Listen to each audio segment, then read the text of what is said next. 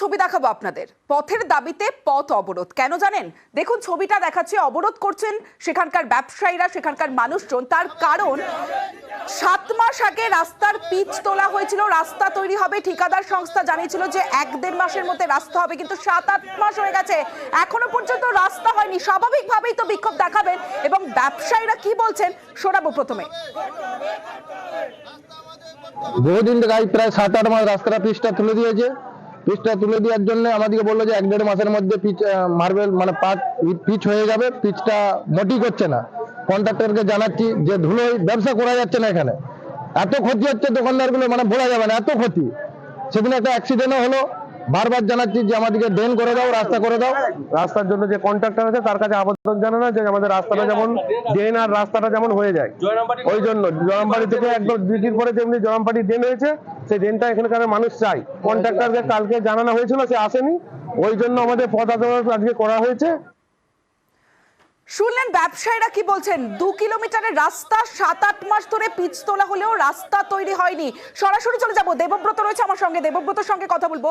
দেবব্রত, কেন এত গড়িমসি? 7-8 মাসেও কেন রাস্তা তৈরি হলো না? ঠিকাদার সংস্থা তারা কি বলছে?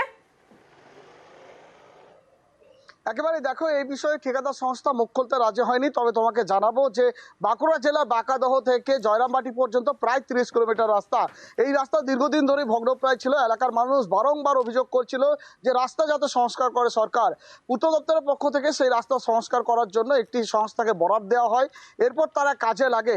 ও অধিকাংশ রাস্তা হয়ে গেলেও এই যে 2 কিলোমিটার রাস্তা কতুলপুর ব্লকের পাটপুর বাজার সংলগ্ন এলাকায়, এই রাস্তা যেমনটা স্থানীয়রা জানাচ্ছেন 6 থেকে 7 মাস ধরে গর্ত করে রেখেছে, বড় বড় পাথর বেরিয়ে রয়েছে, ধুলো ওড়ে, তবুও রাস্তা মেরামত করছে না। কারণ ঠিকাদার সংস্থা কাজে আসছে না, কাজ করছে না। তারা এর আগে বিক্ষোভ জানিয়েছে, ঠিকাদার সংস্থাকে বলেছে কেন রাস্তা হচ্ছে না, তড়িঘড়ি যাতে রাস্তা তৈরি করা হয় এমনটাই দাবি করেছে।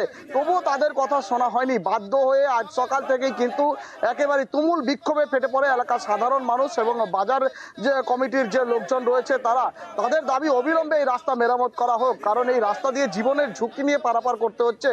রাতের বেলায় কার্যত যাতায়াত করা সম্ভব হয় না এই রাস্তা দিয়ে, কারণ ঠিকাদার সংস্থার গরিমেশুর জন্যই কিন্তু এই সমস্যা হচ্ছে, ভোগান্তি হচ্ছে। সরকার রাস্তার বরাদ দিলেও ঠিকাদার সংস্থার জন্য কিন্তু একেবারে নাজেহাল হয়ে পড়েছে এলাকার মানুষজন। তমশ্রী। বেশ দেবব্রত।